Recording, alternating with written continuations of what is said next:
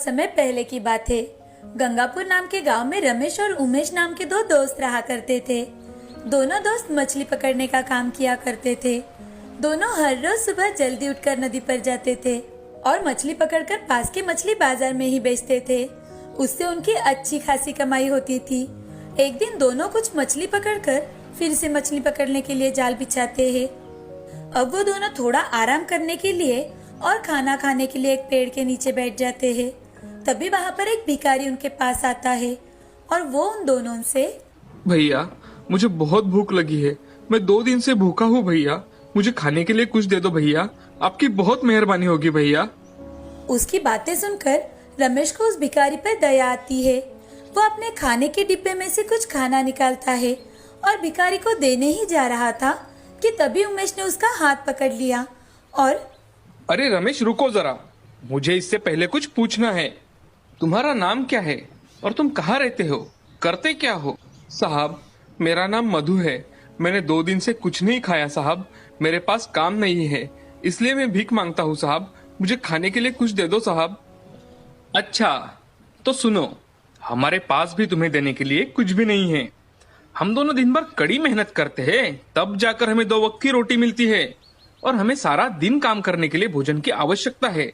तुम भी तो जवान हो, क्या भीख मांगते वक्त तुम्हें बुरा नहीं लगता? हम तुम्हें खाना तो नहीं दे सकते, लेकिन हाँ अगर तुम चाहो तो हम तुम्हें आज के दिन के लिए हमारा मछली पकड़ने का जाल जरूर दे सकते हैं, सोच लो। लेकिन मुझे मछलियां पकड़ना नहीं आता साहब, उससे अच्छा तो आप मुझे कुछ खाने को दे दो साहब। बिल्कुल भी नहीं, हम तुम्हें सिखाएंगे मछली कैसे पकड़ते हैं। तुम मछलियां पकड़कर बाजार में बेच देना ताकि तुम्हें कुछ पैसे मिल सके। जवान हो, जवान की तरह काम करना सीखो। भीख मांगना तुम्हारे जैसे जवान को शोभा नहीं देता। अगर मछली पकड़कर बेचोगे तो तुम्हारे पास दिन के अंत में खुद के भोजन खरीदने के पैसे होंगे। तुम खुद के लिए तो मछली पकड़ना सीख ही सकते हो ना। मधु पहले थोड़ा हिचकिचाता है, लेकिन फिर निराश मन से ही रमेश और उमेश के साथ मछलियाँ पकड़ने के लिए चला जाता है। दिन भर रमेश और उमेश मधु को मछलियाँ कैसी पकड़ी जाती है ये सिखाते हैं। अब दिन के अंत में रमेश, अरे चलो अब हमारे पास जितनी मछलियाँ है उसे लेकर बाजार में जाते हैं। लेकिन मछली बाजार कहाँ है, मुझे तो कुछ भी नहीं पता। अरे मधु तुम हमारे साथ ही मछली बाजार चलो। अब तीनों मिलकर मछली बाजार जाते हैं और अपनी अपनी मछलियाँ बेचने लगते हैं। मछलियाँ ले लो, मछलियाँ ताजी ताजी मछलियाँ, आइए भाई साहब, आइए बहन जी, मछलियाँ ले लो, ताजी ताजी मछलियाँ। उमेश और रमेश के हमेशा के ग्राहक उनसे मछलियाँ खरीद लेते हैं, लेकिन मधु अपनी एक भी मछली नहीं बेच पाया था। वहाँ का शोर और उसकी आवाज ना लगाने के कारण वो अपनी एक भी मछली बेच नहीं पाता। अब रमेश और उमेश उसकी मदद करने लगते हैं। तभी थोड़े गुस्से से मधु, साहब ये तो बहुत आसान होता अगर आप दोनों मुझे थोड़ा सा खाना दे देते। देखो मछलियाँ पकड़कर भी कोई नहीं ले रहा। अरे हाँ तुम तो बिल्कुल सही कह रहे हो भाई, जवान होकर किसी के सामने लाचार होकर भीख मांगना बहुत आसान है ना? आगे तुम्हें जो लगे तुम कर सकते हो, लेकिन याद रखना तुमने मेहनत की है तो उसका फल तुम्हें जरूर मिलेगा। उमेश की बात खत्म हुई भी नहीं थी कि तभी एक बड़ी सी गाड़ी उनके सामने आकर खड़ी हो जाती है। उसमें से एक आदमी गाड़ी के नीचे उतरता है और मधु से, अरे भाई ये पूरी मछलियाँ कितने में दोगे? साहब पूरी मछली के 1000 रुपए होंगे। ठीक है, सब मछली गाड़ी में रख दो। वो अमीर आदमी मधु की सारी मछलियाँ खरीद लेता है और उसके हाथ में पैसे देकर वहाँ से चला जाता है। पैसे देखकर मधु की आंखों में से आंसू आ जाते हैं। उसे अपनी गलती का एहसास हो जाता है। वो खुशी से, देखो रमेश और उमेश भैया, मुझे 1000 रुपए मिले हैं, वो भी अपनी मेहनत के। अगर मैं जिंदगी भर भी भीख मांगता तो इतने पैसे एक साथ में कभी नहीं देख पाता। आप दोनों का बहुत बहुत धन्यवाद भैया। अब थोड़ी ही देर बाद उमेश और रमेश मधु को लेकर एक दुकान पर जाते हैं और वहाँ से मधु के लिए एक नया मछली पकड़ने का जाल खरीदते हैं। मधु रमेश और उमेश का फिर से धन्यवाद करता है और वहाँ से खाना खरीदने के लिए चला जाता है। मधु के जाने के बाद उमेश रमेश से, देखा रमेश, अगर उस वक्त तुमने मधु को खाना दिया होता तो वो खाना खा लेता और फिर रात को भूखा रह जाता और इधर उधर फिर से भीख मांगता रहता। अब वो जीवन भर मेहनत करके अपना पेट भरेगा और कभी भी भूखा नहीं सोएगा। हाँ उमेश, बिल्कुल सच बात कही है तुमने। अब वो अपनी जिंदगी अच्छे से बिता सकता है। अब उसे खाने के लिए किसी से भीख मांगने की आवश्यकता नहीं होगी। दोनों दोस्त उस दिन खुशी खुशी अपने घर चले गए। उन दोनों ने आज एक भिखारी को काम सिखाकर उसकी जिंदगी खुशियों से भर दी थी। इस कहानी से हमें यह सीख मिलती है कि अगर किसी को भीख देने के बजाय उसे कोई छोटा मोटा काम सिखाया जाए तो वो अपनी जिंदगी बदल सकता है। स्वर्णनगर नाम के गांव में मीनाक्षी अपने माँ पिताजी के साथ रहती थी। उसे बचपन से ही सजने संवरने का शौक था, साथ ही उसे दूसरों को सजाना भी बहुत अच्छा लगता था। मीनाक्षी बहुत ही सुंदर मेहंदी निकालती थी। गांव में किसी की भी शादी हो, दुल्हन को सजाने के लिए मीनाक्षी को ही बुलाया जाता था। मीनाक्षी के माँ पिताजी गांव में ही खेती करते थे। अब उसकी उम्र शादी जैसी हो चुकी थी। एक दिन मीनाक्षी की माँ रमा अपने पति सुरेश से, सुनिए जी, अब रमा की उम्र शादी की हो चुकी है, कब तक दूसरों के हाथों में मेहंदी रचाएगी? अब हमें भी तो उसके हाथ पीले करने का सोच लेना चाहिए। उमा, तुम्हें क्या लगता है मुझे इस बात की चिंता नहीं? मैं मेरी बेटी की शादी बड़े धूमधाम से और एक अच्छे परिवार में करवाऊंगा। बिल्कुल सही कह रहे हो आप। आखिर हमारी भी तो एक लौती लाडली बेटी है मीनाक्षी। अब सुरेश और उमा अपनी बेटी के लिए अच्छे रिश्ते देखने लगे। तभी सुरेश की बहन सुशीला सुरेश से, भैया मैं चाहती थी कि क्यों ना हमारा रिश्ता और भी ज्यादा मजबूत किया जाए। मैं मीनाक्षी को अपने घर की बहू बनाना चाहती हूँ। सुशीला की ये बात सुनकर सुरेश बहुत ज्यादा खुश हो जाता है और अपनी बहन की बात को मान लेता है, क्योंकि सुशीला का बेटा राघव एक अच्छे से जॉब पर था। तो सुरेश ने बड़े ही धूमधाम से मीनाक्षी और राघव की शादी करवा दी। अपनी बहन का बेटा है, ये देख सुरेश ने उसकी कोई जांच पड़ताल की ही नहीं। अब शादी के कुछ दिन बाद ही सुरेश मीनाक्षी को छोड़कर शहर चला जाता है, साथ ही उसे कभी मिलने नहीं आएगा, ये चिट्ठी में लिखकर चला जाता है। मीनाक्षी, तुम सुंदर तो हो, लेकिन साथ में एक अनपढ़ और गंवार लड़की हो। मुझे लगता है तुम घर के काम के सिवाय और कोई काम कर ही नहीं सकती। शादी के कुछ दिन बीत जाने के बाद राघव कुछ बदला बदला सा लगने लगा था। वो हमेशा ही मीनाक्षी से गुस्से में बात किया करता था। जब राघव उसे छोड़कर गया तो उसे बहुत ज्यादा बुरा लगता है। साथ ही उसे ये जानकर बुरा लगता है कि वो पढ़ी लिखी नहीं है, इसीलिए राघव ने उसे छोड़ दिया है। वो रोते हुए अपनी सास से, ये आपने क्या कर दिया माँ जी? आपको पता था कि राघव को पढ़ी लिखी लड़की चाहिए, फिर भी आपने हमारी शादी करवाई। क्यों? आखिर मेरी इसमें गलती ही क्या थी? आपने मुझे और अपने भाई को धोखा दिया है। धोखा, बिल्कुल धोखा दिया है। उन्हें जब ये बात पता चलेगी तो उनका क्या होगा? ये सोच सोच कर तो मेरी जान जा रही है। सुशीला मीनाक्षी को समझाते हुए, नहीं बेटी, मुझे ये बात बिल्कुल भी पता नहीं थी। मैंने जब राघव से पूछा तो उसने तुम्हारा नाम सुनते ही हाँ कर दी थी। मैं अपने बेटे के साथ साथ अपनी भतीजी की जिंदगी खुशियों से भर देना चाहती थी। तुम दोनों को खुश देखना चाहती थी। तुम जो समझ रही हो वो बिल्कुल गलत है। मीनाक्षी सुशीला की बात सुनकर अपनी सास के गले लगकर जोर जोर से रोने लगती है। उसे कुछ भी समझ में नहीं आ रहा था कि अब क्या किया जाए। अब वो अपने पिताजी से बात करने के लिए उन्हें फोन लगाती है तो उसकी माँ फोन उठाती है। हेलो हेलो माँ, मैं मीनाक्षी बात कर रही हूँ। क्या चल रहा है? पिताजी की तबीयत कैसी है माँ? क्या बताओ बेटा, जब से तुम्हारी शादी हुई है तुम्हारे पिताजी की तबीयत कुछ ठीक नहीं रहती। अब मीनाक्षी अपने पिताजी से मिलने के लिए उनके घर आती है और कुछ दिन उनके साथ ही रहने का फैसला करती है, लेकिन बीमारी में ही उसके पिताजी का देहांत हो जाता है। अब मीनाक्षी पर उसकी सास और माँ की भी जिम्मेदारी आ चुकी थी, क्योंकि कई साल पहले ही उसके ससुर जी गुजर चुके थे, तो वो तीनों एक साथ ही रहने लगी। अब कुछ दिन ऐसे ही गुजर जाते हैं। मीनाक्षी के पिताजी ने उसकी शादी के लिए कुछ कर्जा लिया था, जिसे चुकता करने के लिए उन्हें खेती भी बेचनी पड़ी थी। उन तीनों के सामने अब 2 वक्त की रोटी का भी सवाल था। उसी में एक दिन गांव के सरपंच की बेटी की शादी थी, तो सरपंच की बेटी सरपंच जी से, पिताजी मुझे मेहंदी सिर्फ और सिर्फ मीनाक्षी दीदी से ही लगवानी है। अरे बेटे, हमने तुम्हारे लिए शहर से एक पार्लर वाली बुलाई है, तुम उसी से मेहंदी लगवा लेना। नहीं पिताजी, मुझे सिर्फ मीनाक्षी दीदी के हाथ से ही मेहंदी लगवानी है। अब सरपंच जी मीनाक्षी के पास आकर उससे, मीनाक्षी बेटे, मेरी बेटी की परसों शादी है, तो क्या तुम उसके हाथों में मेहंदी लगाओगी? सरपंच जी, आप तो जानते हो कि मेरे हालात कैसे हैं। मीनाक्षी की बात अभी पूरी भी नहीं हुई थी कि बीच में ही सरपंच जी, देखो मीनाक्षी बेटा, अब जो हो गया सो हो गया, लेकिन अब अपनी जिंदगी को वहीं पर रोक के कौन सी अच्छी बात है।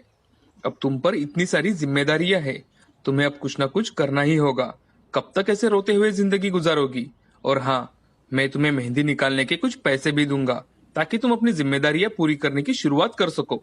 सरपंच जी की बातें सुनकर मीनाक्षी को एक सहारा मिलता है, एक जीने की उम्मीद मिलती है। और अब वो मन ही मन, नहीं अब बस बहुत हो चुका, अब मैं एक काबिल इंसान बनकर दिखाऊंगी, राघव को दिखा दूंगी कि मैं कोई गवार लड़की नहीं हूँ। मीनाक्षी सोच विचार कर सरपंच जी को हाँ कह देती है। सरपंच जी भी मेहंदी निकालने के बदले में मीनाक्षी को कुछ पैसे दे देते हैं। अब वो गांव में दुल्हन हो या कोई फंक्शन हो, वो ही मेहंदी निकालने के लिए जाने लगी। उसकी मेहंदी के चर्चे चारों ओर फैलने लगे थे। मेहंदी निकालने के साथ साथ ही वो अपने घर पर ही मेहंदी के कोन बनाकर बेचने लगी।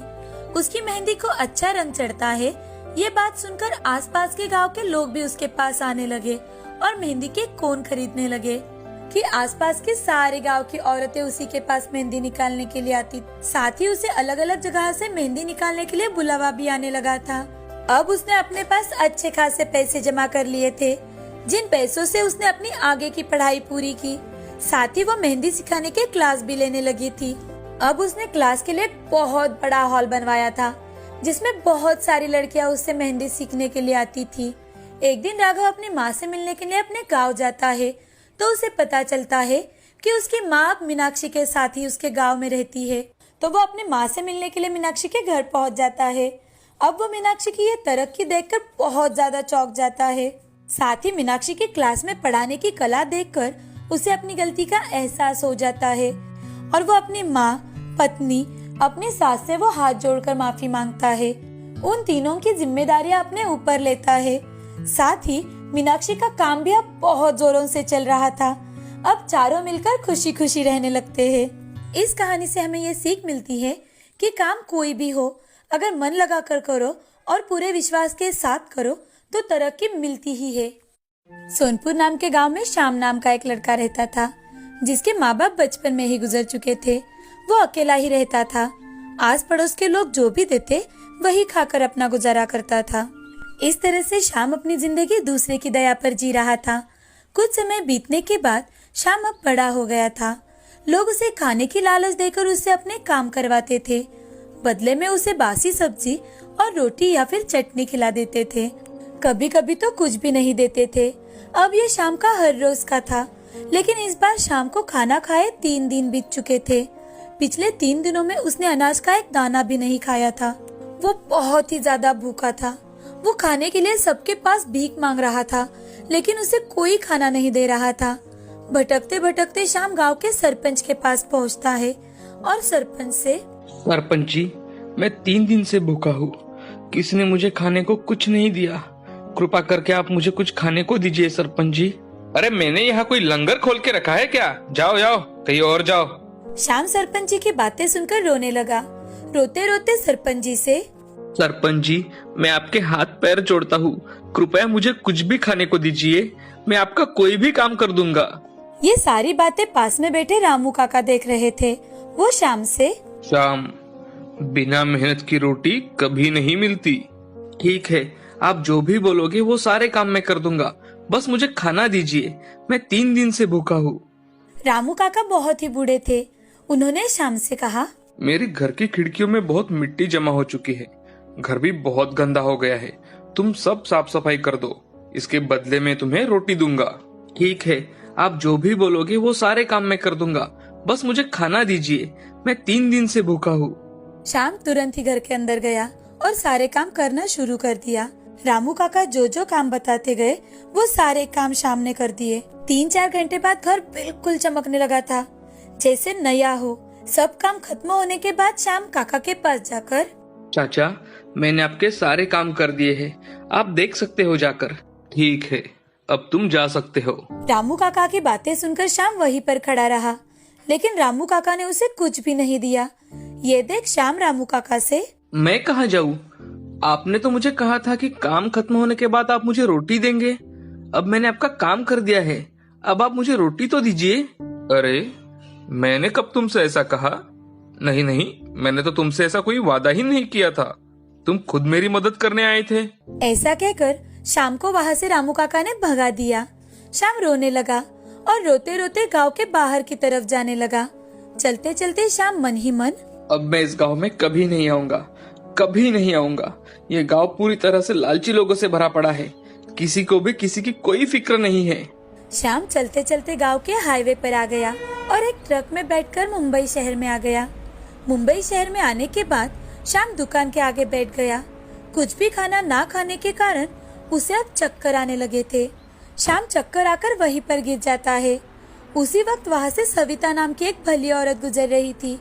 उसने श्याम को गिरते हुए देख लिया तो उसके पास जाकर उसके मुंह पर पानी मारने लगी और उसे जगाने लगी। उठो बेटा, उठो उठो, क्या हुआ है तुम्हें, उठो। होश में आते ही श्याम, मौसी, मैंने 3-4 दिन से कुछ नहीं खाया है। मुझे कुछ खाने को दो मौसी। शायद इसी वजह से मुझे चक्कर आया होगा। क्या? लेकिन तुम्हारे माँ पिताजी कहाँ है? श्याम सारी बीती बातें सविता को बताता है। सविता भी अकेली रहती थी। सविता का भी कोई सहारा नहीं था, तो सविता श्याम को अपने साथ अपने घर लेकर जाती है। वो लोगों के घर घर जाकर उनके काम कर देती थी और उसी में अपना गुजारा करती थी। लेकिन उसकी मुंबई में खुद की एक छोटी सी खोली थी। घर जाने के बाद सविता श्याम से, श्याम बेटा, आज से मुझे ही तुम अपनी माँ समझना। मेरा भी इस दुनिया में कोई नहीं है। मैं भी तुम्हारी तरह अकेले ही रहती हूँ। अब तुम मुझे मिल गए हो तो मैं तुम्हें पढ़ा लिखा कर बहुत बड़ा आदमी बनाऊंगी। आज तुम्हारे कारण मुझे जीने की नई उम्मीद मिली है। सबसे पहले तो तुम पेट भर कर खाना खा लो। ये लो, आओ। श्याम पेट भर कर खाना खा लेता है। अब वो सविता के साथ ही उसके घर में रहने लगा। उसी को अपनी माँ समझने लगा। सविता भी अब मन में ठान लेती है कि वो श्याम को बहुत पढ़ाएगी और उसे बड़ा आदमी बनाएगी, क्योंकि उसने गरीबी की भूख के कारण ही अपने बेटे को खोया था। अब सविता श्याम की अच्छे स्कूल में एडमिशन करवाती है। श्याम को पढ़ाई के लिए कोई कमी नहीं छोड़ती और इसीलिए सविता ने अपने काम और बढ़ाए। श्याम भी बहुत होशियार था। ऐसे ही कुछ दिन बीत जाते हैं। श्याम हमेशा स्कूल में अव्वल आने लगा। गांव के लोगों ने उसे सिखा दिया था कि गरीब की इस दुनिया में कोई कीमत नहीं है, तो वो भी जी जान लगाकर अपनी पढ़ाई पूरी करता है। उसकी पढ़ाई पूरी होते ही उसे अच्छी सी जॉब मिल जाती है। ये देख सविता भी बहुत खुश है। जो भी कुछ बन पाया हूँ सिर्फ तुम्हारी वजह से। अगर तुम ना होती तो क्या पता मैं किस ओर पड़ा रहता, कहाँ होता। भूख से तड़प तड़प कर शायद मर ही जाता था। माँ, आज से मैं तुम्हारे रास्तों पर ही चलूंगा। मैं भूखे और अनाथ बच्चों की सेवा करूंगा। मुझे तुम पर बहुत गर्व है बेटा। आज तुमने मेरा नाम रोशन कर दिया। आज पढ़ लिख कर तुम बहुत बड़े आदमी बन गए हो। मुझे लगता है अब हमारे पास कोई कमी नहीं है। हम हमारे जैसे अनाथ बच्चों के लिए काम करेंगे। कुछ ही दिनों बाद श्याम ने बच्चों के लिए एक ट्रस्ट खुलवा दिया। उस ट्रस्ट में श्याम सारे जरूरतमंद बच्चों का खाने पीने का, साथ ही पढ़ाई का भी ख्याल रखने लगा। अब सभी हंसी खुशी रहने लगे। इस कहानी से हमें ये सीख मिलती है कि जिंदगी बहुत खूबसूरत है, अगर जीना आए तो। जिस तरह से इस कहानी में सविता ने एक अनाथ बच्चे को अपना समझकर पाला पोसा, उसे अच्छी परवरिश दी, उसकी जिंदगी खुशियों से भर दी, तो उसने उसका फर्ज निभाते हुए कई और जिंदगियां खूबसूरत बनाई।